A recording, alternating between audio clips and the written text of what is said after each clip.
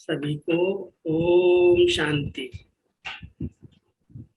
बाबा ने ये भी साइंस का अच्छा साधन दिया है, जो एक स्थान पर रहते हुए चारों तरफ के भाई बहनों से सन्मुख जैसे मिल रहे हैं।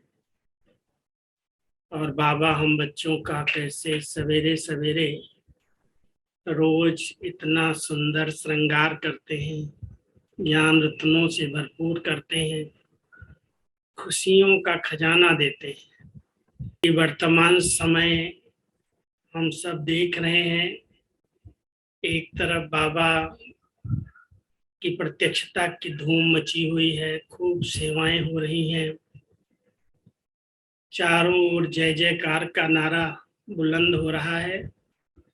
और दूसरी ओर माया भी भिन्न भिन्न रूप में अपना वार करती है, जिसमें बाबा के कई बच्चे प्रश्नों में उलझ जाते। बाबा ने तो हम सब बच्चों को बहुत नॉलेजफुल बनाया है, पहले से ही सब कुछ सुनाया है, लेकिन फिर भी चलते चलते कई बातें आती हैं सामने जो मन और चित्त में नहीं होती और अचानक होती हैं, तो उस पर प्रश्न उठते हैं। तो आज हम उस पर भी चर्चा करेंगे। बाबा हम सब बच्चों को अपनी अचल अडोल एक रस स्थिति बनाने के लिए बार बार इशारा करते हैं, बच्चे सेकंड में फुल स्टॉप लगाने का अभ्यास करो। इस बार की मुरली में बाबा ने 2 शब्द दिए हैं, डॉट और नॉट। अगर इस ब्राह्मण जीवन में, तपस्वी जीवन में मौज का अनुभव करना है, तो पहले डॉट लगाने का अभ्यास। क्वेश्चन में जाएंगे, क्यों हुआ, कैसे हुआ, ऐसे हुआ, वैसे हुआ, तो बाबा कहते बहुत टेढ़ा रास्ता है, क्वेश्चन मार्क भी टेढ़ा होता है। इसलिए हम बच्चों को टेढ़े रास्ते पर क्वेश्चंस में जाने की जरूरत नहीं है। बाबा को तो आश्चर्य की मात्रा भी अच्छी नहीं लगती। कहता है देखो, छोटा बच्चा भी डॉट लगा सकता है, उसको भी पेंसिल रखो, डॉट कागज पर लग जाता है। हम सब इतने बाबा के अनन्य रत्न हैं, इतने बाबा के अनुभवी बच्चे हैं, जिन्होंने साकार, अव्यक्त और मधुबन की पालना ली है। वो सब कोई भी प्रश्नों में उलझते नहीं। प्रश्न आते हैं, सामने कोई बातें आती हैं, लेकिन क्यों, क्या, ऐसे वैसे, ऐसा भी होता है। कई बाबा के बच्चे बहुत जल्दी हलचल में आ जाते हैं, और बाबा कहते हलचल वहां होती है जहां पर भरपूरता की कमी है। अगर हमारे पास ज्ञान धन, ज्ञान रत्नों का खजाना भरपूर है, अगर हम बुद्धि बल से अव्यक्त मिलन का अनुभव कर रहे हैं, अगर हमें अव्यक्त पालना का अनुभव है, तो हम कभी भी हलचल में नहीं आ सकते। संगम युग बाबा ने हम बच्चों के कल्याण का युग, हर पल कल्याण की घड़ियां हमारे सामने आती हैं, भाग्य बनाने का संगम का समय है। लेकिन कई भाग्यहीन आत्माएं कुछ कारणों से अपने भाग्य को खुद ही लकीर लगाती हैं। इसलिए हमें प्रश्नों में उलझना नहीं है, साक्षी दृष्टा बनकर के हर खेल को देखना है। क्यों क्या के प्रश्नों में जाने की आवश्यकता नहीं है। सेकंड में फुल स्टॉप लगाने का अभ्यास, और जो बात मेरे काम की नहीं है, बाबा कहता है उसको नोट करो। नहीं देखना है, नहीं सुनना है, नहीं बोलना है। अव्यक्त पालना हम सब ने 48 साल दादी गुलजार के माध्यम से ली है, और वो अव्यक्त मूल्यां जो बाबा की इतना अखुट खजाना हम सबको मिला है, सब प्रिंटेड है, सबके पास है। बाबा की आशाएं, बाबा की उम्मीदें, बाबा अपने बच्चों से क्या चाहते हैं, उस पर ध्यान देने की बजाय आज कोई शिक्षक, कोई टीचर अगर पढ़ा करके बच्चों को योग्य बना देता है, तो ऐसा नहीं सदा वो पढ़ाता ही रहता है। कहता अभी तुम योग्य बन गए हो, पढ़ लिया है, अभी इस पढ़ाई का पेपर दो, पढ़ाई का पेपर देके क्लास आगे बढ़ जाओ। पेपर के समय टीचर साक्षी होता है, वो पढ़ाने के लिए फिर से नहीं आता, सामने नहीं आता।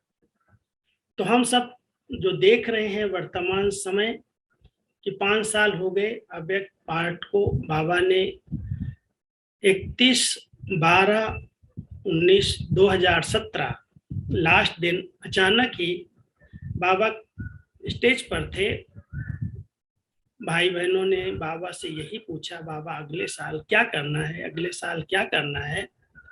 तो बाबा ने अचानक ही बोल दिया, अगला वर्ष समाप्ति वर्ष। जैसे बाबा ने अपने पाठ को वहां ही समाप्त किया, समेट लिया। बहुत समय से बाबा हम बच्चों को बार बार मुरलियों में कहते आए हैं कि बच्चे, ये अव्यक्त मिलन साकार के द्वारा कब तक? साकार के भी लिमिटेशंस हैं और आप बच्चों को अपनी अव्यक्त स्थिति में स्थित होकर के अव्यक्त मिलन मनाना है।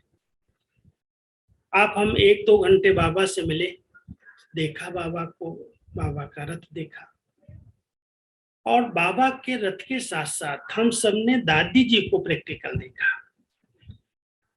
हमारी गुलजार दादी की दिव्यता, उनकी रूहानियत, उनकी प्योरिटी, उनकी पवित्रता का बल, जो उनके आभा मंडल पर पूरे चारों ओर जैसे वाइब्रेशंस होते हैं, वो एक लाइट के रूप में ही सदा दिखाई देती थी। कभी भी उनको मैंने बहुत समय साथ रहा हूँ, दादी जी के साथ रहते, उनके साथ घूमते, पिकनिक करते, स्थान स्थान पर जाने का सौभाग्य मुझे मिला, लेकिन दादी कभी भी बाही मुक्ता में नहीं आई। कभी भी उनके एक बोल में साधारणता नहीं दिखाई दी। कभी भी उनके चेहरे पर वो दिव्यता, वो रूहानियत, वो अलौकिकता हमेशा कभी भी देखो।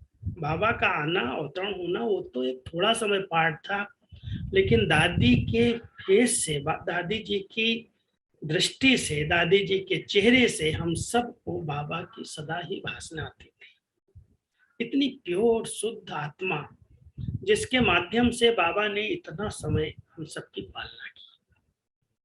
और अभी भी बाबा कहते हैं, बच्चे, बाबा की अव्यक्त पालना हर बच्चे को मैं दे रहा हूं, चाहे नया है चाहे पुराना है।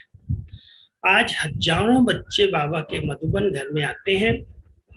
मधुबन की छाप, मधुबन की पालना उन सबको ये अनुभूति कराती है कि मैं आप बच्चों के साथ हूं, मैं कहीं गया नहीं हूं। आप सब जानते हो, जिस स्थान पर स्वयं ब्रह्मा ने तपस्या की, जिस स्थान पर हमारी दादी, दीदी, मम्मा ने तपस्या की, जिस स्थान पर इतने महारथी रहे, वो कितना शक्तिशाली पवित्र स्थान है। कई बार आप लोगों ने देखा होगा, सुना होगा, कोई अज्ञानी आत्मा, अनजान आत्मा है, जो थोड़ी सी, जैसे हमने संत सम्मेलन के आयोजन किए, बड़े बड़े विद्वान संत जो सिद्धि प्राप्त हुए संत आए, उस स्थान पर जाते ही उनको बहुत दिव्य अलौकिक अनुभूतियां होती थी। पांडव भवन में कोई भी प्रवेश करता है, गेट से अंदर जाते ही जहां बाबा पैदल करते थे, जहां बाबा योग करते थे, तपस्या करते थे, पहाड़ियां थी, निर्भय भाई का जहां ऑफिस है, वहां खड़े होकर के बाबा दृष्टि देते थे। वो स्थान इतना चुंबक है, इतना आकर्षक है, जो सब प्रकार से आत्मा को शक्तिशाली बना देता है, समर्थ बना देता है। हम सब समझते हैं, अभी तक भी कईयों के अंदर ये आशाएं रहती हैं कि बाबा मेरे सिर पर हाथ रखे, बाबा मुझसे कुछ बात करे। इतना समय जो बाबा ने बातें की, इतना समय जो हम सबकी पालना की, इतना पढ़ाया, हम उसका स्वरूप कहाँ तक बने हैं? स्वरूप बनने की जरूरत है। और बाबा कहते, बच्चे, जब कोई बच्चा बड़ा हो जाता है, पालना योग्य हो जाता है, वो पालना की इच्छा नहीं रखता, उसे औरों की पालना करनी होती है। अब ये समय है बाबा की अव्यक्त पालना का रिटर्न करने का। और रिटर्न करने के समय भी कईयों की आस रहे कि बाबा अभी हमारे को दृष्टि दे, बाबा मेरे सिर पर हाथ रखे, बाबा ऐसे कैसे जा सकता है, कहीं तो आएगा। आप थोड़ा सोचो, विचार करो कि बाबा ने इतना बच्चों को योग्य बनाया, इतना योगी बनाया, इतना तपस्वी बनाया, इतने स्थान को चार्ज किया, जहां पर आने वाले लाखों लोग इतना रिफ्रेश होकर के अनुभव कर रहे हैं कि बाबा की हाजिरी है यहाँ पर। भले आज हम लोग वीडियो से बाबा को देखते अनुभव करते हैं, लेकिन कितने बाबा के देश विदेश के बच्चे आते हैं, उनको सन्मुख की अनुभूति, साक्षात बाबा के अवतरण की अनुभूति हो रही है। बाबा अपने बच्चों के साथ हैं। मधुबन बाबा का अपना घर है, अपना स्थान है। बाबा अपने स्थान को छोड़ करके कोई इधर उधर भटकेगा? भगवान को भटका रहे हैं इंसान, वो समझ ही नहीं रहे हैं कि भगवान कैसे कहाँ आता है, और जिस तन में आता है उसकी कितनी रूहानियत होती है, कितनी उसके अंदर दिव्यता होती है, कितनी उसकी पवित्रता होगी, कितनी उसकी अलौकिकता होगी। उसकी वजह एक छोटी सी बालिका, जिसको आप देखो, जिसको ब्रह्मा कुमारी की ड्रेस पहनना भी नहीं आता, उसमें भगवान आएगा। लेकिन कई बार बुद्धि को ऐसा गॉडरेज का ताला माया लगाती है, जो बड़े बड़े विद्वान भी, बड़े बड़े अनुभवी भी उस बात को समझ नहीं पाते। और कई इसके कारण हैं। मैं आपको 3 कारण बताता हूं जिस कारण से व्यक्ति भटक रहा है। तो सबसे पहला कारण है कई प्रकार की महत्वाकांक्षाएं, कई प्रकार की अपेक्षाएं, आशाएं। जब वो एक स्थान पर वो नहीं पूरी होती हैं, किसी कारण से नहीं पूरी होती, कई बार छोटे बड़े का भेद होता है, पढ़ाई का भेद होता है, अनुभव का भेद होता है। उसमें व्यक्ति जब कोई मनोकामनाएं रखता है, कोई अपेक्षाएं रखता है, तो वो पूरी न होने के कारण वो भटक जाता है। पहली बात जहां तक मुझे नोट होती है कि हम सब बाबा के घर में एक ही मंत्र लेकर के आए हैं। बाबा आपने जो मुझे दिया है, जो कुछ हमें प्राप्त हुआ है, वो अखुट है, अखंड है, और जितना मुझे प्राप्त है हम किसी से भेंट नहीं करते, और भेंट करेंगे तो कभी भी हमारी स्थिति, हमारी महत्वाकांक्षाएं पूरी नहीं हो सकती। उस भेंट के कारण, उन आशाओं के कारण व्यक्ति भटक रहा है। वो चाहता है मैं भी कोई महारथी बन जाऊं, मैं भी कोई बड़ी सीट ले लूं, बड़ा पद प्राप्त कर लूं, और जहां पर उसको लगता है कि हाँ यहाँ पर हम रहेंगे, यहाँ जाएंगे, वो बाबा की तो कहने की बात है, लेकिन वो व्यक्ति अपनी महत्वाकांक्षाओं के कारण, कुछ आपस की डिस्टरबेंस के कारण यहाँ से किनारा करता है। इसलिए इस पर ध्यान देना, इसके पीछे हमें भटकना नहीं है। कोई व्यक्ति अगर अपनी महत्वाकांक्षाओं को पूर्ण नहीं कर सकता और जहां से वो पूरी हो सकती है वहां पर भटक रहा है, तो ये बहुत सूक्ष्म माया है। और दूसरी बात, जहां तक मुझे लग रहा है, एक बहुत सूक्ष्म, बाबा कहता है चलते चलते ग्रहचारी बैठती है, और ग्रहचारी ऐसी बैठती है जो व्यक्ति के तीसरे नेत्र को बंद कर देती है। और वो तीसरा नेत्र बंद होते ही इतनी पालना, इतनी पढ़ाई, इतना ऊंचा ज्ञान, इतना अच्छा संग, उसको लगता है नहीं नहीं, हमें तो इससे अच्छा यहाँ मिल रहा है। वो ग्रहचारी, बाबा कहता है ना, चढ़े तो चाखे प्रेम रस, गिरे तो चकनाचूर। कहाँ भगवान ने चढ़ाया? आज बाबा कह रहे थे बच्चों को तो मैंने आसमान में चढ़ा दिया है, लेकिन आसमान से कोई जब नीचे गिरता है तो क्या होता है? बड़ी दर्दनाक स्थिति होती है, बहुत रहम आता है, बहुत दया भाव आता है। हमने कहा शायद इस वर्ष हमारी वार्षिक मीटिंग की थीम रही है कि सबके प्रति दया रखो, करुणा रखो, अपने लिए, अपने भाई बहनों के लिए, परिवार के लिए, दुनिया के लिए। अब समय है दयालु और कृपालु बनने का। हमारे अंदर तो बहुत दया भाव आता है, रहम आता है कि क्या स्थिति है, क्या थे और क्या बन गए जाकर, कितनी रहम आती। और खुद बने तो ठीक है, लेकिन अनेकों को गिराने के लिए क्या क्या वीडियो दे रहे हैं, क्या क्या सुना रहे हैं, और किस निश्चय और नशे से बोलते हैं, लेकिन उसमें क्या दिखाई देता है? सूक्ष्म अभिमान दिखाई दे रहा है। ये जो तीसरी बात मैं कहना चाहता हूं, कहते हैं योगी वो है जिसने अहंकार को मारा है। आप देख लीजिए वीडियो, सुन लीजिए, जो कह रहे हैं उसके अंदर कितना अहंकार झलक रहा है। मैं 36 साल 32 साल से योग करता हूँ, मैंने 2 बजे योग किया है, मैं मुरलियां पढ़ी हैं, मैंने इतनी स्टडी की है, मैं इतना अनुभवी हूँ, मैं बुद्धू नहीं हूँ। ये कौन कहता है? अहंकार कहलाता है, व्यक्ति नहीं कहता है। आज हम लोग 50 साल से यज्ञ में रह रहे हैं, कभी नहीं कहा है कि मैं बुद्धू हूँ या मैं बहुत बड़ा होशियार हूँ, मैं इतने लोगों के लिए ज्ञान का खजाना भेज रहा हूँ। अरे करण करामनाथ बाबा है। ये बुद्धि का अहम भाव, ये बहुत बड़ा कैंसर का रोग है। और इस रोग को व्यक्ति नहीं पहचान करके अपने को पता नहीं क्या समझता है, दूसरे को कुछ समझ ही नहीं रहा है। सबका आह्वान करा, आप आओ देखो। लेकिन जहां हमने इतना सब प्राप्त कर लिया, जो हमको बाबा ने अपने समान बना करके पालनहार बना दिया, आज बाबा ने हमारी पालना की और हम अनेकों की पालना के लिए निमित्त बने हुए हैं। हमें भटकने की क्या जरूरत है?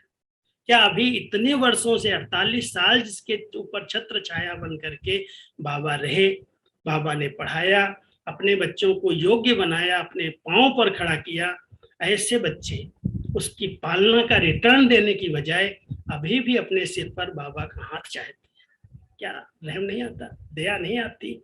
ऐसे भाई बहनों पर बहुत रहम की भावना रखो, शुभ भावना रखो कि इनकी बुद्धि पर जो ग्रहण लगा है वो उतर जाए। हम कोई भी इनको देखने के लिए उसके लालायित होकर के उनके समीप जाने की इच्छा न करके हम अपने शुभ वाइब्रेशन देते हैं, हम अपनी शुभ भावनाएं रखते हैं कि ये जो आज इतना प्रचार प्रसार वीडियो के द्वारा हो रहा है ये बंद हो। ये बाबा के बच्चे जो भोले हैं, सच्चे हैं, वो कहीं भटक जाते हैं कि ये भाई कह रहा है, वो कह रहा है, इतना अनुभवी कह रहा है, डॉक्टर कह रहा है, बुद्धिमान है। तो कहने से कितनी आत्माएं आज की परिस्थितियों को न पहचान करके, अनुभव की आंख से न देख करके भटक रही हैं, भटक जाती हैं। इसलिए मैं तो अपने सभी भाई बहनों से अनुरोध करता हूं कि आप सबने जो अनुभव किए हैं, आप अपनी स्थिति को बनाओ, परमात्म स्थिति के द्वारा उनकी पालना का रिटर्न दो कि हम सबको भी रिटर्न जर्नी है, संपन्न संपूर्ण बनना है। ब्रह्मा बाबा के कदम पर कदम रख करके हमें संपन्नता को प्राप्त करना है। बाकी यहाँ बाबा आया, वहां बाबा आया, जैसे बाबा इतना सहज हो गया है, जो जिसमें आएगा प्रवेश कर जाएगा। कुछ दिन पहले महाराष्ट्र में एक लड़का निकला, कितने सेंटर्स को, कितनी टीचर्स को बर्बाद कर दिया, उनकी जीवन केवल 1 साल के अंदर कितनी खराब हो गई। कोई ने सुसाइड कर लिया, कोई घर में बैठी हुई है, कोई ने शादी कर लिया। सारी की सारी बहनें बस इतने निश्चय से मेरे से डायरेक्ट कहती थी, मुझे तो संपूर्ण निश्चय है, भगवान यहाँ था, बाबा यहाँ था। अब बाबा क्या है, वो क्या शक्ति है, उसको न पहचान करके आज व्यक्ति भटक रहा है। और भटके हुए को हम भी कहें, हाँ हो सकता है, ऐसा हो सकता है, वैसा हो सकता है, बाबा कहता प्लिस्ट बच्चे, अगर किसी पर ग्रहचारी आई है, ग्रहण लगा है, तो दान दो, दे दान तो छूटे ग्रहण। हम सब उसको दान दें शुभ भावना का, शुभ संकल्पों का। हमारी तो यही शुभ भावना है कि ऐसी आत्माएं जो अव्यक्त मिलन का सच्चा सुख है, जो हम सब अभी भी लेते हैं, साकार में तो 1 घंटा 2 घंटा 4 घंटा। और मेरा तो ड्रामा अनुसार इतना भाग्य रहा है, आप सब ने सुना है, देखा है, जब से अव्यक्त पाठ शुरू हुआ 71 में मैं मधुबन में आया हूँ।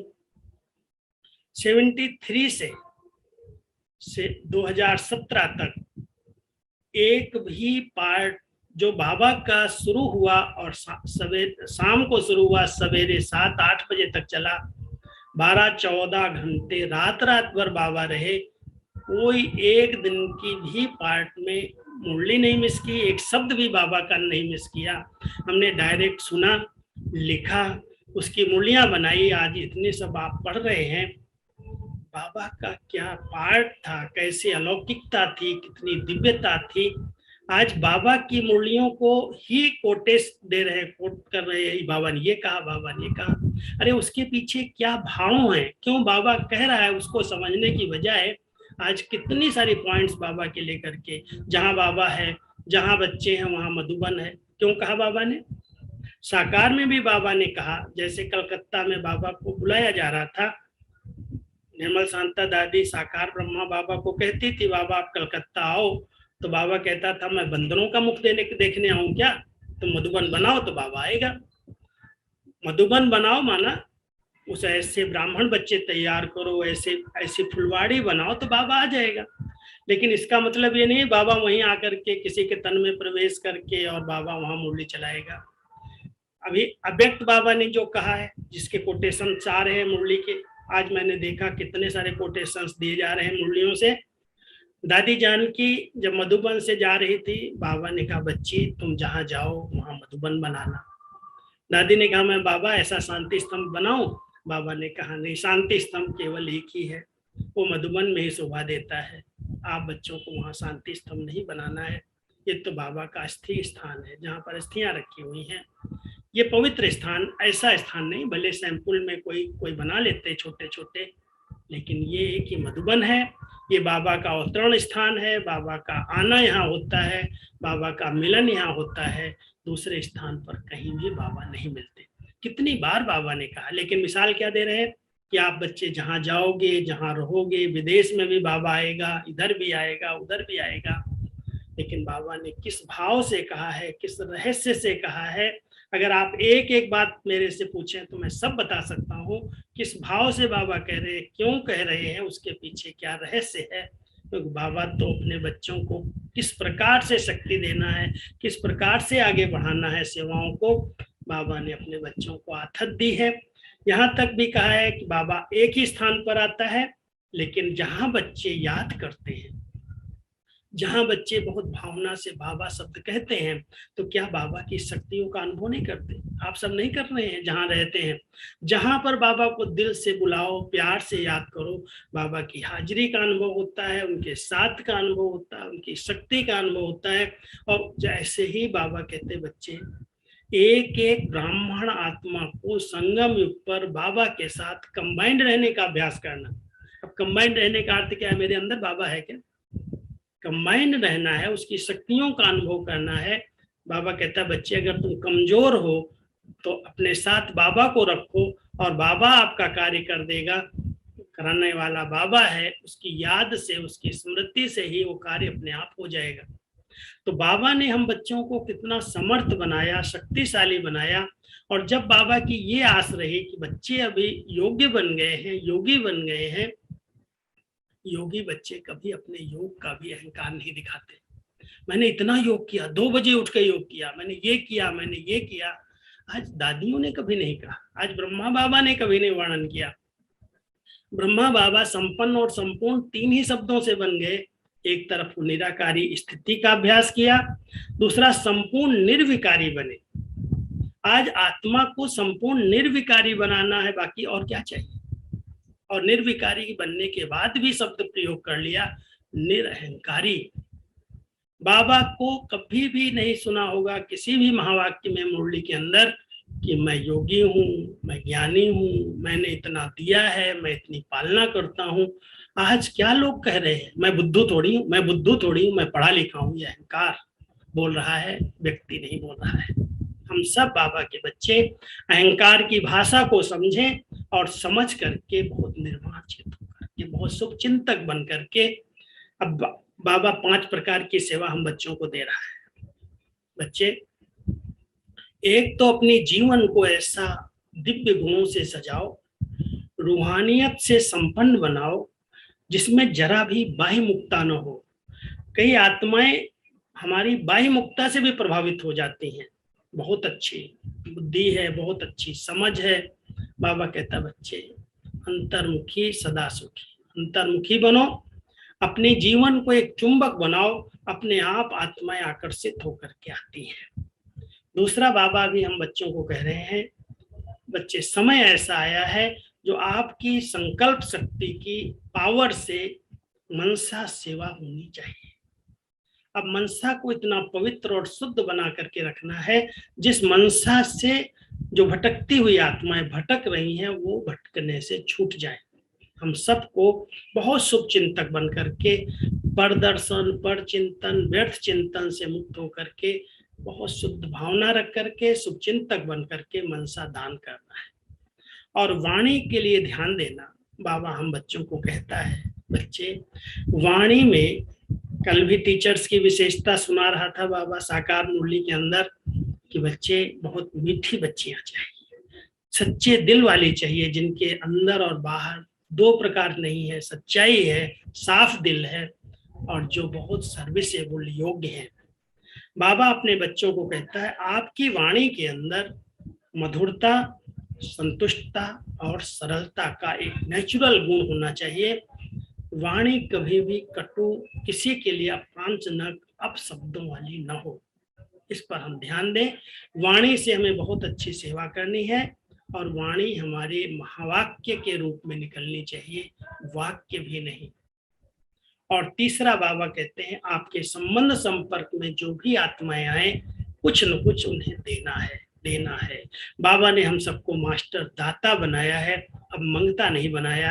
अभी हमें लेना नहीं है, हमें तो बाबा ने जो इतना दिया है, हमें सबको देने की भावना रखनी है। कोई को हिम्मत चाहिए, कोई को शांति चाहिए, कोई को शक्ति चाहिए, कोई को कुछ भी चाहिए। बाबा कहता बच्चे आप इतने समर्थ बनो, इतने मास्टर दाता बनो, जो आपके एक एक बोल से, कर्म से, योग्यताओं से, विशेषताओं से, वाइब्रेशन से हर आत्मा को कुछ न कुछ अच्छा प्राप्त आप देते चलो, देने वाले बनो। चौथा बाबा कहते हैं बच्चे कभी भी कर्तापन का भान ना आए। मैं कर रहा हूँ, मैंने किया है, मैं समझदार हूँ, मैं बुद्धू नहीं हूँ, मैं योग्य हूँ। बाबा कहता है ये मैं ही सबसे बड़ी माया है।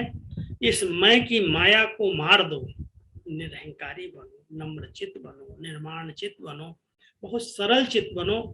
अपनी सरलता के आधार से, अपनी नम्रता के और मधुरता के आधार से कर्मयोगी जीवन की लोगों पर छाप डालो।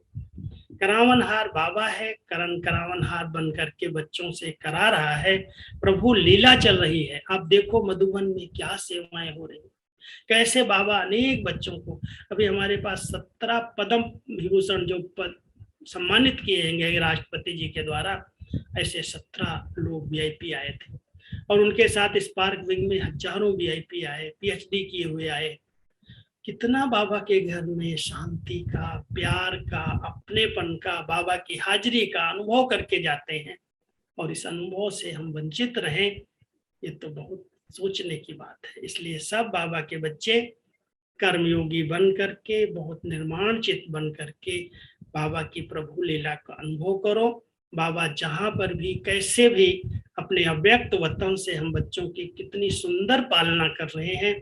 एक एक बच्चे को सकाश देते हैं, सवेरे सवेरे अमृत वेले भर देते हैं। ये बच्चे को कहते बच्चे ऐसी बुद्धि की लाइन क्लीन और क्लियर रखो, जो जब चाहे बाबा के अव्यक्त वतन में आ जाओ। आपका ही तो वतन है। साकार में बाबा ने अव्यक्त रूप से भी ये कहा बच्चे साकार मिलन तो कितने दिन चलेगा। आप सब बच्चों को अभ्यास करना है अपनी अव्यक्त स्थिति में स्थित रह करके अव्यक्त वतन में आने का। पांचवी बात जो मेरे ध्यान पर अभी रहती है और रहनी चाहिए हर ब्राह्मण बच्चे को, अभी समय आ गया है हर बच्चे को साक्षात्कार मूर्त बनने का। हमारी रूहानियत, हमारी दिव्यता, हमारी दृष्टि, हमारे बोल और हमारा अच्छा वाइब्रेशन, पवित्र वाइब्रेशन, अनेक आत्माएं जो सन्मुख आए उनको कुछ न कुछ बाबा का अनुभव हो। साक्षात्कार कोई ऐसे नहीं वो भगवान को देख लेंगे, लेकिन उनको ये अनुभव, ये दिव्य आत्माएं हैं, ये अलौकिक आत्माएं हैं और इनके द्वारा मुझे बहुत कुछ प्राप्त हो रहा है। वो इष्ट देव और इष्ट देवी का साक्षात्कार करके प्रसन्न हो और वो बाबा को पहचान जाए।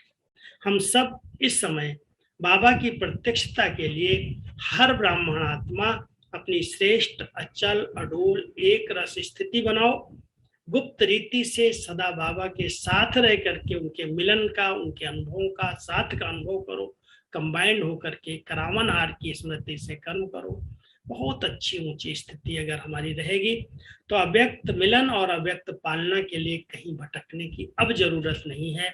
बाबा है, बाबा दे रहा है और आपका मधुबन घर अपना घर है। इसके सिवाय कहीं पर भी किसी भी बातों के प्रभाव में नहीं आना, ये मैं आप सबसे रिक्वेस्ट कर रहा हूँ। ये समय ऐसा आया है जो कहीं न कहीं माया अपना चमाट जोर से लगा रही है और जरा भी अगर कोई ग्रहचारी है, ग्रहचारी क्यों बैठती आप सब जानते हो। अगर किसी कमी कमजोरी को देखा जाएगा, किसी के अवगुणों पर हमारा ध्यान जाएगा, किसी की कमियों पर ध्यान जाएगा तो ग्रहचारी बैठ जाएगी।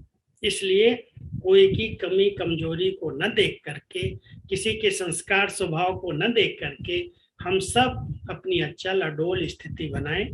और अगर किसी पर ग्रहचारी बैठी है तो उसको ग्रहण कहा जाता, ग्रहण को देखने से ग्रहचारी बैठती है। इसलिए हम सभी ऐसी ग्रहचारी पर जिस पर बैठी है उसके लिए शुभ चिंतक बने, शुभ भावना का दान दें, बहुत स्नेह से अमृत वेले उठ करके कि ऐसी बुद्धि जो हुई है बाबा इसकी बुद्धि का परिवर्तन कर दो, बाबा आप इसको सही मार्ग दिखा दो, कहाँ आत्मा भटक रही है, कहाँ आसमान पर चढ़ी हुई एकदम पतन की गट्टर में गिरी, ऐसी आत्माओं को उठाना हम सबका फर्ज है। हम बहुत रहम दिल शुभ चिंतक बन करके, बहुत शुभ भावना रख करके उनके लिए योग करें और ऐसी भटकती हुई आत्माओं को फिर से सही राह मिले, ऐसी शुभ भावना रखें। मैं समझता हूँ आप सब समझ रहे हो मेरी भावनाओं को, और बाबा की मुरलियों पर ध्यान देना, किसी के कोटेशन पर ध्यान नहीं देना, अपना कोटेशन दे। जहां खुद बाबा मान लो आ रहा है तो उनकी मुरलियां चलनी चाहिए ना, उनकी तरफ से मुरली आनी चाहिए, लेकिन बाबा की मुरलियों को लेकर के बाबा के बच्चों को भ्रमित किया जाए, ये तो बहुत बड़ा पाप है। इसलिए ध्यान देना, खुद पाप करे और दूसरों को भी पाप के लिए प्रेरित करे, ऐसी आत्माओं से बच के रहना है। हम अब बच्चे बाबा के इशारों को समझें। कोई भी ऐसी बात जो आपको समझ में ना आए, मधुबन आपका घर है, मधुबन से आप पूछो, आपको सही जवाब मिलेगा। कहीं भी भटकने की आवश्यकता नहीं है। मेरी यही शुभकामना है। बाकी आपका कोई प्रश्न है तो पूछ सकते हैं। ओम शांति।